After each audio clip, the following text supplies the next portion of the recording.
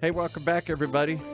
It's time for another, what I think is one of the more fascinating shows on our network here, the Valhallan Lake Forest Esports Connection. As we continue to explore a world most of us know nothing about, that exploding all around us, much of it centered right here in Southern California and even Orange County. So let's bring in some people that know all about that. Let's bring in Vincent Yard from Valhallan Esports. How you doing? How are you, sir? I'm good. It's a little hot today. It is. I don't know what happened. It's been cold and freezing. It's all over the place here. Again, our thoughts and prayers are everybody who's a bad joke about being hot, because obviously fires are still raging everywhere we are here. Any of that changed the esports world? Has any of that affected the esports world? I can't be at home. I gotta be, or I don't know. We've had more and more people. We won't go deep into that, but I know we've had more and more people suddenly say, in weird ways, the fires, which are an hour away from us, are affecting all of us. Not just horrified at what we're seeing, fearing we could be next because we have the same tinderbox ready to go up around us here.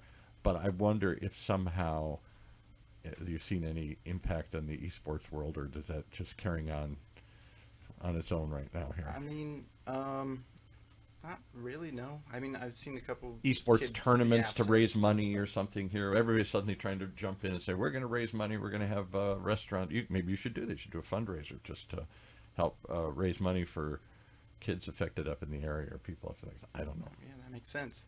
I mean, I wanted to actually, we'll move on from that just a little bit, but we'll have our host on here, our host guest, for part 2, actually, Bethany. She's back again. I said she should come back and talk some more. I didn't mean like the next week. Whoa.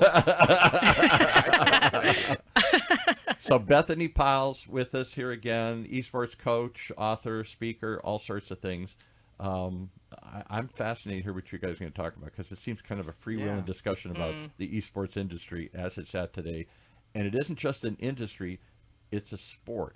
And what do we mean when you say sport? Do we mean sport like soccer that we all play, or, I don't know, lacrosse, but there is no really professional level or well-developed professional level? Or are we talking about a sport that's on par with basketball, baseball, football? That's exactly what we're talking about.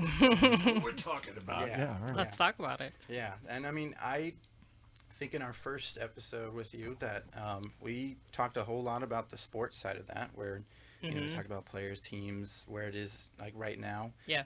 But something that I wanted to bring up today was actually more in the actual industry of it and career paths that, you know, if you are a gamer but you want to maybe pursue something different, what does that kind of look like, really? Yeah.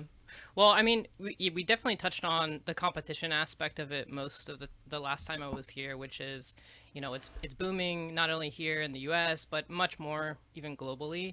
And so I'll take from some of those trends as well as we talk about sort of the workplace of it and what it looks like to work in this industry. You know, back to your question about sport, it's definitely a sport. You could argue that chess is also a sport. Anything that's competition, head-to-head, anything like that. It doesn't have to be physicality.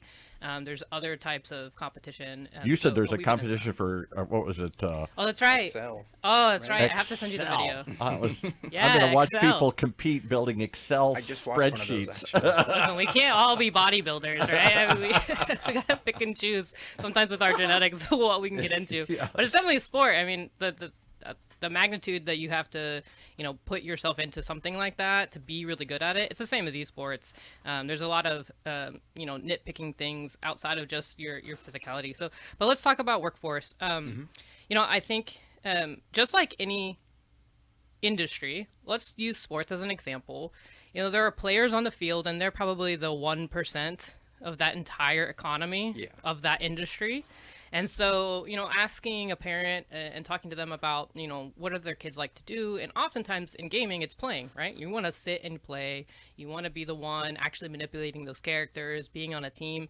That is sort of romanticized and glorified, and it's totally worthwhile, right? Like, there's all these things we talked about last time that you build within that. So 100% keep doing that.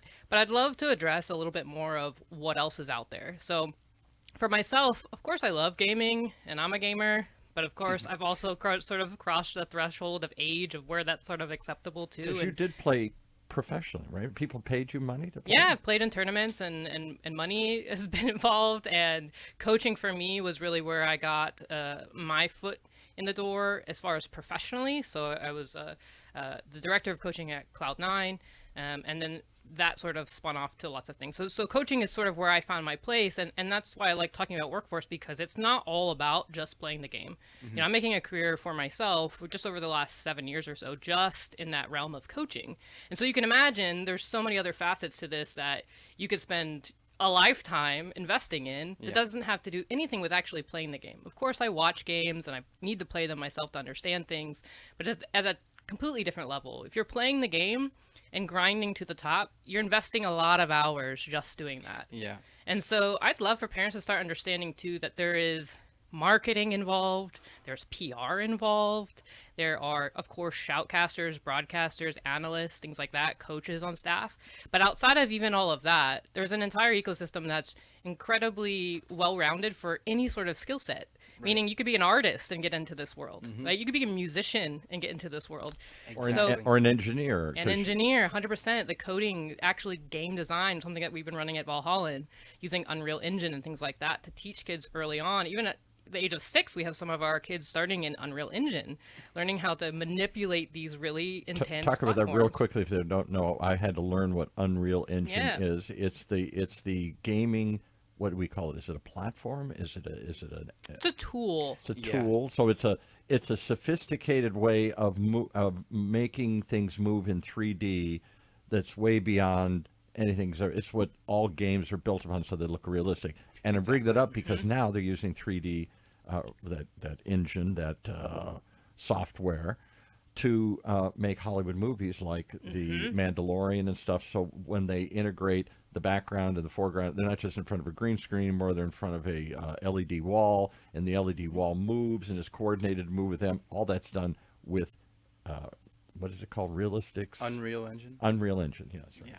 So you want to study something about where the future of computer technology and imaging and graphics are going, learn that software, that program. Yeah, and something just to like jump right back into that, what you were saying was, you know, something I know I heard it from someone or I saw it somewhere, but it said that esports is essentially a show, and like what they meant by that was, you know, you turn on the TV to watch the NFL, the MLB, you know, soccer, anything like that. They've got someone turning on the lights. They've got someone opening the doors. They've got someone doing everything around there to make sure that it all looks good and perfect. The sound, for the players. everything. Exactly. And Everything, filling up yes. the arena and the sound system and the promotion and the marketing to put bodies in the seats and to get Yes. people to tune in and everything. And the sales to get the sponsors involved and support exactly, it. Exactly. Yeah, there's just so many different paths, and it's crazy to think that that can just stem from someone just having fun playing a video game. Yeah, it and stems then all of a sudden they from grow that, up. 100%. Yeah. Yeah. And then they just go to college for game development, or you know, they have something in sound design, stuff like that, and they can make trailers for the tournaments or trailers for the, you know, events that they're gonna be going to and filling out seats for. It's so you guys awesome. get it. Yeah, and it's exciting because it opens up a whole new world sort of sense, in meaning like this industry is so young too. There's so much still unexplored and undone. There's still so much more to do. And so getting into this space now, or even in the next 5 years or so short term, you're going to see incredible growth and scale in the U.S., but it's going to be global opportunities as well. And is for it the young Wild people. West, meaning that anybody can get in? Because some of these industries are well developed. You want to get into commercial real estate, well, there's a path and a slope. There's a million people doing it. You want to get into healthcare science or whatever, it's a long, expensive deal in schools and stuff. Yeah. And there's a billion kids doing this. There may not Yeah. be a billion kids in the business part of it or the sport part of it yet. It's still pretty Right. new and growing. It's so saturated with that mindset of being a player, I think, Right. that's the only opportunity. And I would say it's not easy to get into this industry. It takes some, I would say, more networking than anything, sort of like proof of concept. And this is where I've seen myself and a lot of my colleagues in this industry grow, which is they take a small passion of theirs, mine was coaching, And then they focus on that and they sort of blow that up around their own reputation and brand for doing so. And in this space, that's what's fun. So you can build in your own philosophy in this whole thing and build a reputation around it. Getting in and just getting a job is not as easy because it's still sort of growing and expanding. So you've got to kind of be a go-getter and say, I have an idea and let me bring it to the forefront. And you've got to be able to have some proof of concept to have tested those things before. One example is I have a colleague, a friend of mine who loves gaming, got into it, and this may resonate with some of your kids. He really loved watching Twitch streams. Like, that was something that, Oh, definitely. just really into Twitch or YouTube, that kind of content. And I'm sure a lot of people kids you're watching somebody exactly play the a whole game. concept of watching somebody, which is very odd to parents. Like, why are you sitting there watching this kid play Minecraft on YouTube? Exactly. Whatever. However, he took that opportunity to learn the mechanics of Twitch himself, right? So he's now become his own expert with his own brand, and he's his own Twitch producer, and he can file in a team of people to run an entire production. Wow. So if I'm a tournament organizer and I'm doing all this legwork to just recruit kids and get people going, and I have a stream, I can't do all of the back end stuff. Twitch is actually quite complicated, and to run a show like you were talking about, it takes a lot of detail and a lot of planning. So he's writing a run of show like you would a normal broadcast. Twitch, if you go back, grew out of, I think it was Justin TV. Yeah, that's which, right. Which Yep. was really just a live streaming platform. Yes, exactly. And it was, they thought it would be for corporations or for other people, and all of a sudden they found this niche in Twitch. I don't know how Yes. they switched to Twitch, and that became a niche for them where they're live streaming players. That's right. That's right. And that alone, knowing Twitch and some of these tools, you can become your own expert in it, and you can freelance your time just doing that. Yeah. Same with just broadcasters, casters, etc. Sometimes even your own marketing agency. If you know gaming so well, people look for people who know the space. I and have love created that. I love the fact that you guys call them shoutcasters, because a number of years ago, and still to this day, I'm live streaming this over our channels, and we have to decide if we're using a shoutcast, which is a particular type of streaming software, and there's a couple others, and shoutcasters are the originals. So somewhere along the way, that name of that Interesting. streaming software became what you guys call the broadcasters. He's Yeah. a shout, he or she's a shoutcaster, Yeah. because they're simply using shoutcast platform to live stream their program. Yeah, that's right. That's really interesting. I actually didn't know that. So at you all. didn't know that? Yeah. All I right. didn't know where if there was an origin to that. Yeah. I thought they just wanted to be different, not call them broadcasters. When I but- take this, I use some software, and I have to encode it into a stream, and then I send it Yes. to somebody, and they put it on a server, and they say, "Do you want to be on a Shoutcast server, or there's 2 or 3 others that you can choose from? Yeah. Shoutcast being the biggest one," and that's where it all came from. Speaking of shoutcasters, actually, I wanted to ask I kind of wanted to make a little bit of a statement, but also ask a question in a way, because I think that, like, if you're really trying to see how esports actually is and what the atmosphere feels like, in terms of having a passion for gaming, I would recommend that anyone that's listening, and I mean, obviously you guys have probably heard it before, but just turn on someone who's shoutcasting any game. Yeah. And I mean, you'll just hear the passion in their voice. But I mean, do you think that, I mean, it's kind of like a straightforward question and kind of common sense, but do you think just making sure that you have that passion for what you want to do really affects like the path that you take in this type of industry? Yeah, and I think especially in this industry, because there's a lot to lose essentially with it being new. There's a lot of risks sort of taking that you've got to be sort of overly confident about what you love, and I think that comes from passion. That's where the root of Yeah. it starts. Can I where go know beyond this, that? I I'm love going to it. challenge you. I'm going to go beyond that, because this show's had 2 incarnations. We did start it last year, and then we had to stop because the young guy that was running it got a job. And then you guys came along and said, "We'll pick it up and run with it here, because you're doing stuff with it." And out of that process, I discovered this idea of shoutcasters broadcast, because when we went to a couple of tournaments, and hopefully we'll do that again, and I, as an old grandpa, had no idea what was going on. Flurry of activity, blah, blah, blah, blah, and everybody screaming, "Yeah!" I didn't see anything. I just saw a whirl of characters swirling around, Yeah. and so fast I had no That's idea it what was looks like. happening. And a blur of activity.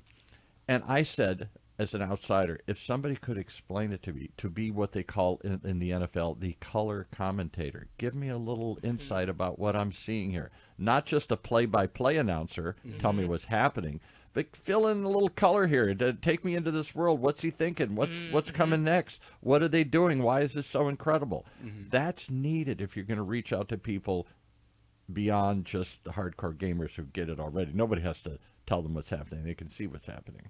Yeah, there's different types of shoutcasters that sort of get that, and some that don't, which is, it is what it is. But sometimes the broadcast will lean so heavy into the audience that's watching, and they can already assume that audience knows a lot already. And so to sort of like take a step back and quote unquote dumb it down for like a parent just isn't on their radar, because they're actually speaking to an audience that's very advanced. And some of these games that have been around for a long time, they tend to be more confusing to watch because they don't do that as much because their audience doesn't want it.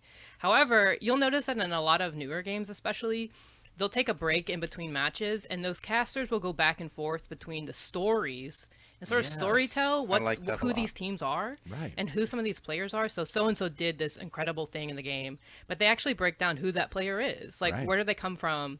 How long have they been on this team? Sort of what's their mentality like season to season? And why is this a grudge match? And why is this a rivalry? Why are they? What's holding them back, etc. So that does happen, and it's a huge part of just, I think, the infancy of it too, helping people bring along. And you mentioned turnover. I don't think you meant it in this regard, but there's a lot of it in esports. So those casters do a great job of sort of helping us all understand what the community is really going through. Esports players, just like your regular staff members, they exit, they get jobs, they go to school. So, players on rosters change sometimes 6 to 12 months at a time, like very often, so those color casters are essential in just helping you understand like the actual narrative of what's really going on. And when we had Mark Deppy on, who I know you're going to have on again sometime in the future here, who set up and runs UCI, University of California Irvine's esports program, one of the first in the country to offer some sort of scholarships, a real pioneer in the field, he said, we do a great job. We can never get enough really good commentators, broadcasters, shoutcasters, whatever you want to call these guys here, who can take that world and that knowledge and explain it to somebody else, to somebody else who may not know, and at the same time talk to those who do without them going, oh yeah, no, I'm not going to watch this because I already knew that. It's a finesse. Yeah, it's a real skill.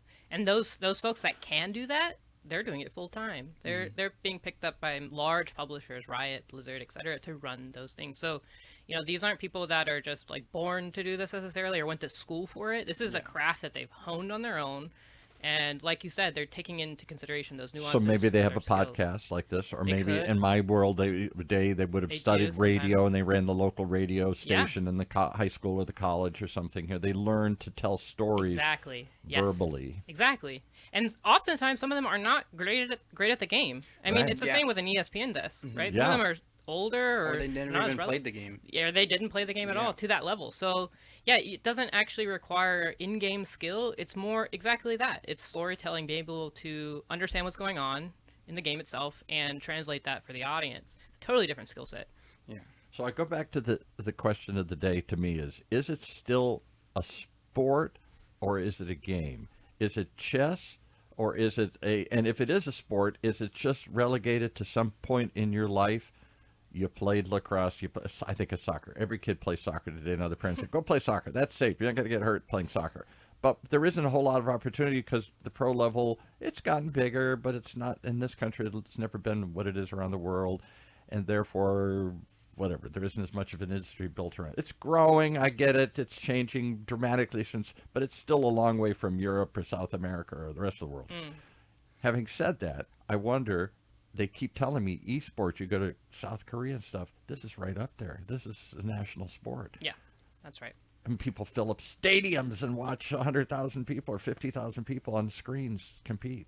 Well, I'll tell you what I think is the most validating thing recently, which is the Olympic announcement. And we talked about this, earlier, but if you're going to validate if something is a sport or not, and then have them come in and add it to their lineup, that to me is quite validating. Like, there's not a whole lot to argue. It's not an esports Olympic thing. It's not this brand new thing that popped off. It's the Olympics saying this is part of our brand. Yes, this is the IOC including it as part of Paralympics. And how would they turn what game you're going to play? Because esports isn't just one thing. You've got to compete with some game that somebody's created here. That's right. And the Olympics are going to be incredibly different than what we're even used to here in North America, which is, it's, again, we've got to sort of catch up here because we're a little bit behind on what the world is doing. And we love our Fortnite here, and we love Valorant and Overwatch and these games that are trending in the US. However, the Olympics, they are going to look different. And, you know, Valhallan and Vince and I, we've been talking about ways to sort of, you know, develop those kids young for the Olympics. Yeah.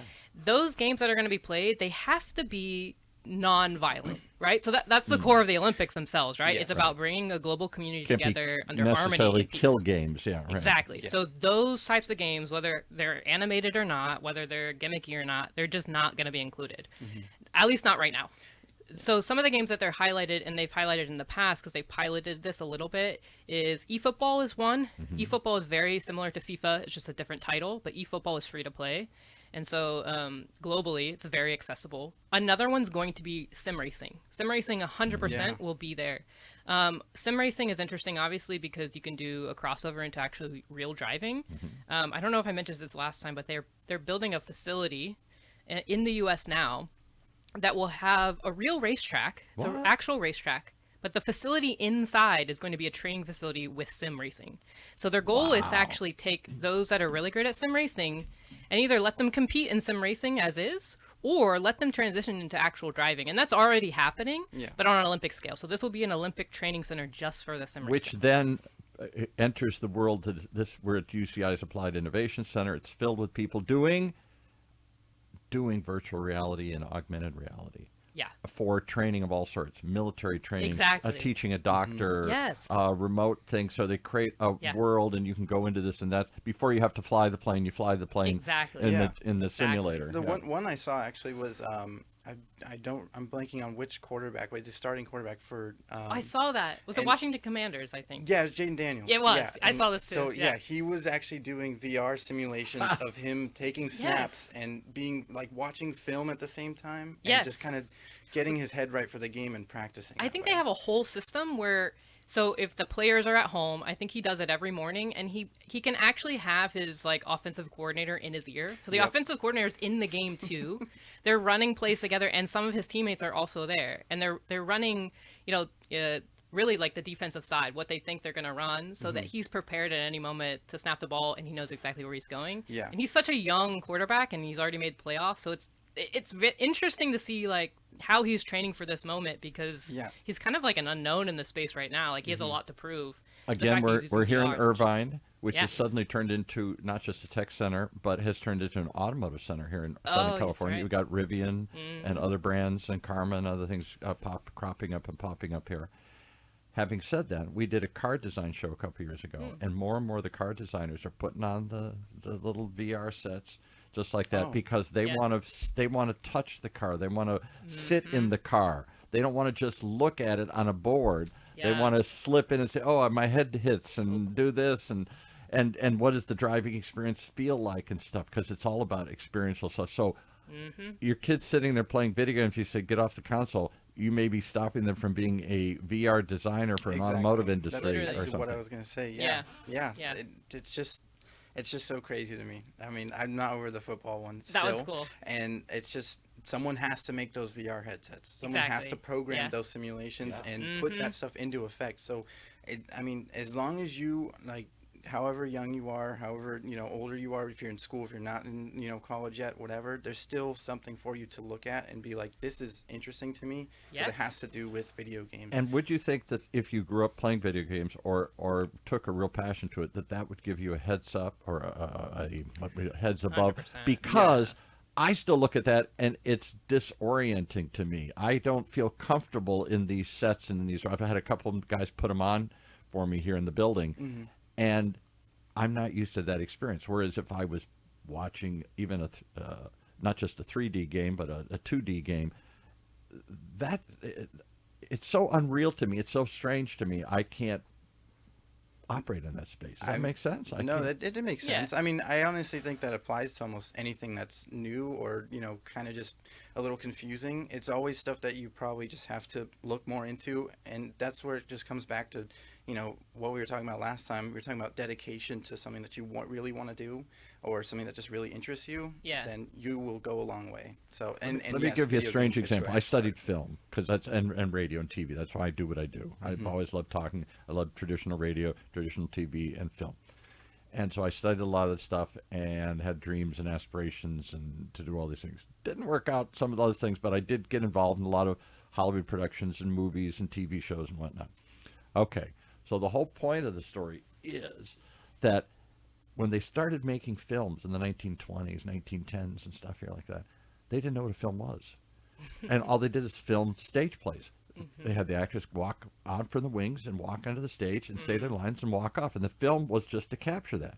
And somebody said along the way, nobody knows who, what if we moved the camera? What if you got them from behind or above? And they said, are you crazy? You know how hard that is? Why would you want to do that? And they started to try it, and the audience was freaked out.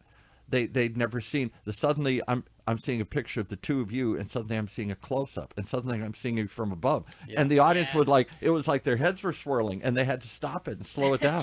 So the average number of cuts where they moved from close up to master shot in an entire movie in 1915 might be 100.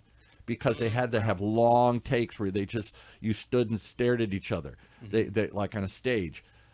Now the average TV commercial has 400, 500, 600 cuts. Boom, boom, boom, boom, boom, boom, boom, boom, rapidly zoom, zip, zip, zip, zip. Cuts, action cuts back and forth. We've trained our eyes to adjust to that. People, I can't adjust to when I watch my grandson play the video game. It almost makes my head spin. It makes me dizzy. That story actually makes me. That's why I'm excited. That's sort of where I feel like esports is. Yeah. And the exponential growth with technology is also going to be a factor here because you know those VR sets. It may not be public yet, but there's something already 10 times better that they're working on, right? So I'll show you one in the building today. yeah, exactly. But that it's going to go for games, the tools we use. And this is gonna Training AI, combat, it's all training gonna have a huge doctors, influence. training Yes. astronauts, training NFL players. Yeah, And what right. we talked about, I think it also aligns with other industries, not just this concept. So you mentioned flight, and I took some flight lessons recently. So I was flying Cessnas, and what I learned about, you can get your license at 16, and part of your actual flight hours, I think it's close to 10 to 15%, can actually be done on their On the simulators. simulators. And that counts as your hours towards your actual license. And it's because, one, these rigs are so great. They're so real. You can do so much with the panels that you can't do in the plane. Right? Up in the air is really hard to learn because it's really loud. And there's a lot of just factors you're just trying to maintain in the air. So as a learner, being able to sit with the actual panels in front of you, and they're using Microsoft Simulator on the screen, and Microsoft Simulator is incredible because it's an actual map of actual cities. So I went to Long Beach to learn how to fly, and the airport was mapped to Long Beach. So when I went up in the air, it was exactly what I saw in the simulator, from the buildings down below to the landmarks to the boats in the river, or I'm sorry, the ocean. You can see everything on the simulator before you even get up in the air. So that's why it counts, because it's so realistic. And you Yet can actually most learn of the so much people more. who come into Valhallan Lake Forest Center are the parents saying it keeps them happy and good and let's and a positive team thing and I mean, if stuff. they want to break my heart, then yes, they would say that. But honestly, I think a lot of them that have been there now have really started to see that, it's like, oh, my kid is actually taking school more seriously now because he wants to make sure that he keeps coming back. He wants to make sure he's keeping himself healthy. He goes outside every day for at least 20 to 30 minutes and does something outside. He's Interesting. drinking water. He's eating right. He's doing all this stuff so that he makes sure that he's a good and he's sports thinking of player. other things like Interesting. maybe virtual reality and other sorts of things. Yeah, and stuff a couple of them are pretty or interested in that. broadcasting, sportscasting, or other sorts of things here. I think the kids have a better understanding than the parents most of the time. They think just they don't. do. They can't quite express it, Yes. but they see, I think, the vision that we're talking Yeah, about. and a that's lot of what we're time. here to do. Young- when the kids yeah. come in, is it still just this is cool and fun and thank God I get to do it, or do they still have dreams and aspirations that I'm going to be famous from playing? I'm going to be the Twitch guy. Is that do they see They do. Did they see a world beyond that, or is that just all they're focused on? I genuinely, a lot of them actually still have like their, like one of them, I don't want to say his name at all, but No. he actually wants to be. I think he said like Olympic, like water polo or Olympic swimming, something like that, when he's older. And then there's other ones who say that they want to go into the esports field, like being a shoutcaster. They watched one thing that I showed them during a lesson, and then they were like, they sound like they're crazy, but they're saying the game and they know it so well. Like, I know the game, I can do that. So it's really awesome to see that. I also see, especially with Vince, because he's there every single day, the kids actually find such a community in this space. Yeah. I think there's two factors here. One, we know that near peer mentors have such an impact on the actual kids and the outcome in anything. This could be tutoring, this could be esports, right? So That having one someone like teacher him that there, says to you, you can do something, or here's something you've never Huge. thought of before. yes. Huge. So it's incredibly validating, and the fact that there's other kids their age, those peer-to-peer interactions are happening too. So they may leave having aspirations, but they're also staying and enjoying their time because their interest is being validated by an adult and some of the other kids that they may not have interacted with. So they may not have those friends at school or in their community. So Valhallan is actually sort of that safe place where they can validate what they love. And then we can actually, as the adults in the room, expand it for them, open their eyes to all these new opportunities and what could be done. We're going to wrap up in a second, but I got to give you one chance to do a shout out about other ways that people can come and just sample this over at your facility. And one of them was this. Talk about this. Yeah, now Fortnite. We've had it in the past, but now we're trying to bring it back. This Friday, we actually have a Fortnite Friday. So anyone that loves playing Fortnite, come and check us out. Like my 10-year-old grandson. Yeah, exactly. And then actually coming up in February, we got the Super Bowl. We're actually going to have a Super Bowl party. So we're going to have it up on the TVs. We're going to have people playing games they want. You know, we're gonna So have what happens at a Fortnite Friday? How long? What happens? What's the cost? Or what? Give me the details. So I know it's about 3 hours long, and then it's basically a part of it is us having fun, but then another part of it is kind of just getting a taste of what Valhallan can do for you. So you call over a coach, or in this instance me, and you need help with your building, your editing, just any gameplay stuff that you need. And is this a free trial? Because normally there's a charge to obviously come over and use your facilities or be part of these teams or whatever. Honestly, if anyone is like really wants to come and just see what we can do, I would offer it to them to just try it out. But I to also, our listeners only here today. Yes. But for anyone else, we do have our website of Valhallan.com where you can come and just you can actually register. I believe it's $55 on our website. Nice. Okay, and spell Valhallan. It's on the board there, but it's Valhallan. And Valhallan we had them on before we met you. They're based where in Texas, and they're building these franchise systems. They're all across the country. You're their first franchisor in Southern California or in Orange County? I forgot. In Orange County, or it might actually be Southern California as well. Yeah. Yes. But there's a whole bunch of these popping up, and they're more than just like a internet cafe where you can just log on and play. There's real coaches. You got training. Give me 30 seconds on what that looks like. What as a parent? Oh my God, I'm going to leave these kids there, and they're just going to be wild and unsupervised. Well, actually, it's Monday through Thursday, 4:30 to 6:30, and these players come together as a team. 1 hour of that time is actually spent off of the computer and kind of actually looking at me and the board, where we're actually going over a lesson for the day, including a healthy habit lesson to kind of just get them into a right mindset so that they can keep excelling as players. A lot of it's in your head, yeah. Yes, exactly. If you're going to compete, am I going to quit? Am I going to scream? I watch my grandson stomp out or whatever. Yeah, exactly. That's what we're here to do. And then the other half of that is actually dedicated to our league play, where we play against all the other Valhallans or organizations across the U.S. How cool is that? I'd say if parents need a new perspective on this, if they're running in these tournaments, you have these kids going to these clubs, etc., on a regular basis. These are things that you could put in your quote unquote kid's profile, meaning like if you do rec basketball when you're young and you want to try out for the varsity team later, all of these things stack up. So if they're interested in esports by the time they get to high school or even college and they're looking for those scholarships, the fact that they were in Valhallan for X amount of time is actually leverage for you to step into that. And I think over the next few years, that's going to be super important. Yes. If you've started anywhere, please give me a scholarship for my 10-year-old. Anything. Yeah, because he loves Fortnite. But what else has he done? Well, he's been in these tournaments. He's been coached already. All of this stuff actually adds a lot of value to your kid later. And I'm going to tell you, as a parent myself, when his mother, my daughter, was going through this 15 years ago, 20 years ago, whatever, we would literally sit around and say, what do we think of this sport? I don't even know what the sport is, but there's only 10 kids in it. There's a better chance to get a scholership. We should all do lacrosse or something here. And I'd go to my daughter and she'd, I don't even know what lacrosse is. Yeah, you're in lacrosse, we're going to put you in there. Yeah. We're so desperate because of the cost of college here that any hope we can get of getting some assistance is just salivating to most parents here. Yeah. And there are scholarships for esports popping up now here. Oh, 100%. Almost every college now, even community colleges, they have a presence. List. Yeah, there's a lot of potential that's still untapped. And again, it rotates a lot. So kids that graduate, there's always a new slot. This is a little irrelevant, but I saw a statistic earlier that said that even on TikTok and these creators, etc., even gaming creators, they only make up like 4% of the total youth. Which we think it's so saturated, but it's really not. Like if you can get started early and just be consistent in some of this stuff, even esports or your own brand, getting out now, it's such an opportunity. Yeah. A lot of people just don't try or haven't actually dipped their feet wet or made it a commitment. So how do they try? How do they find out more about try before they buy? How do they try at Valhallan here?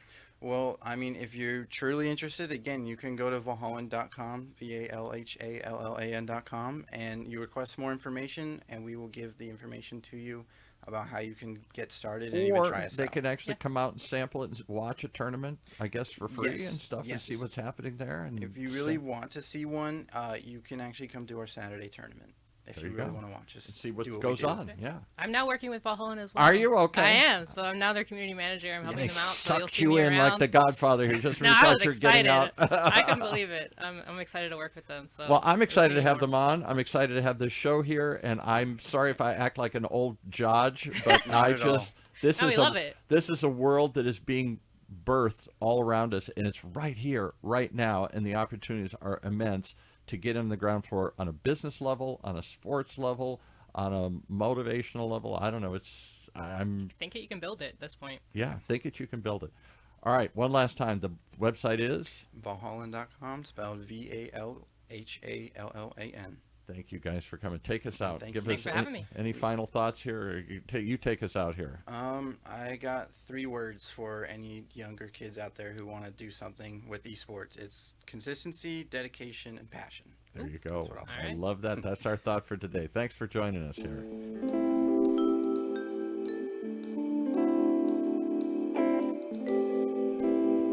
Well, there you have it. I just can't get enough of this show. And if you're like me and you got kids or grandkids that are playing this stuff already, why not see if you can turn that passion into a profession or into something even greater or higher here, or just something they love to do. All of that and more we're going to explore on the Valhallan Lake Forest Esports Connection, right here in Orange County's only community radio station, OC Talk Radio, streaming live from our studios here at UCI.